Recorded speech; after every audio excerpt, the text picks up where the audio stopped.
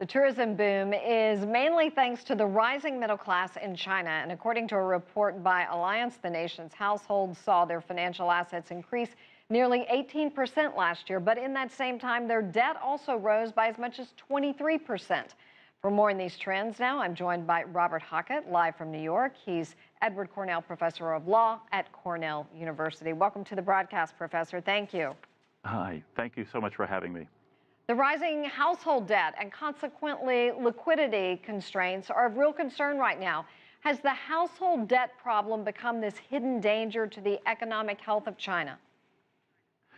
It appears to be poised to become a problem. There are a couple things to look out for. The first is the ratio of private debt, and in particular household debt to GDP. The second thing to look at is the growth rate, to see if household debt is growing more rapidly than GDP. If both of those factors are present, then there's definitely something to be concerned about. It's not to say that we're there yet, that there's actually an imminent crisis. It's just to say that the macroprudential finance regulatory authorities will probably want to keep a close eye on where those numbers are going. Well, let's talk about mortgages and the rise of the middle class in China. Mortgages reached 21.8 trillion yuan, that's $3.2 trillion by the end of April, and it was accounting for nearly 20% of all total loans. Do you think that, obviously, this is what's part of driving the debt? That's definitely got to be a part of it, but it's not a problem in itself, right? I mean, it's quite typical for a middle-class society to see mortgage debt constituting by far the greater part of private and in particular household debt. The real question is whether that debt is sustainable, right, and whether it's growing too rapidly.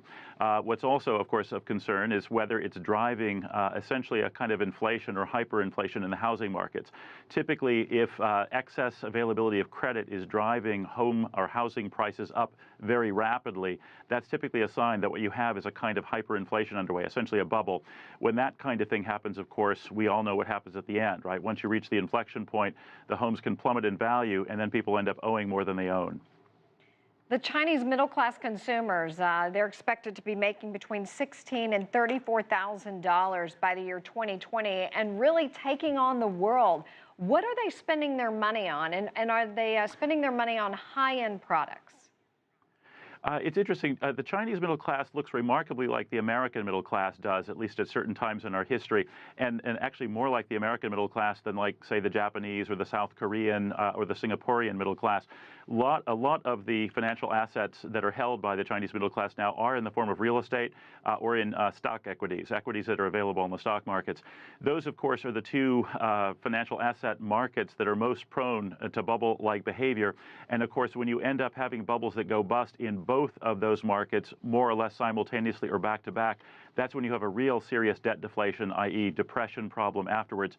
That's, of course, what Japan has been facing for about 20 years. That's what we ourselves are to some extent still facing here in the States. Yeah, and that leads me into the next question I was going to ask you. At the end of last year, the household debt to GDP ratio for China hit 44% roughly. It's not as high as the Japanese level, which was around 60%. The U.S. is around 80%, UK 87%. Right. But still, you have real concern. I have concern about the future. So 40% is actually at the very low end. Well, I shouldn't say the very low end, but is rather low at the moment.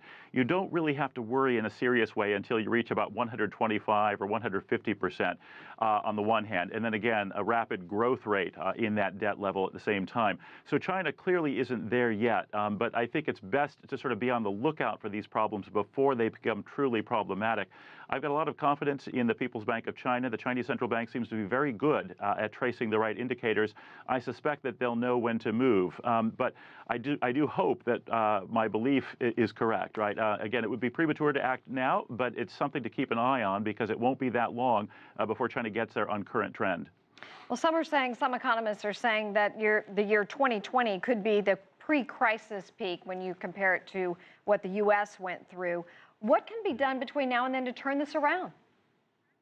Well, it doesn't have to be turned around yet, I think, as much as very carefully watched. But when the time comes to turn it around, or maybe better put, when the time comes to slow down the rate of the growth, The key point is for the macroprudential authorities, in particular, that would be the People's Bank of China in your case, the key thing to do would be to place limits on how much leverage people can take out in order to purchase either speculative stock or related assets on the stock markets or real estate. So the way to do that, of course, is to sort of lay down lower loan-to-value ratios. Say that you have to, say, put 20% down before you can buy a piece of real estate, maybe 15% if 20 seems extreme. Leverage limits of that kind, on the one hand, can help slow down the rate of credit growth and hence can slow down the rate of debt growth. And at the same time, they'll want to keep an eye on interest rates, although that's a less potent tool, but it's nevertheless something to watch because real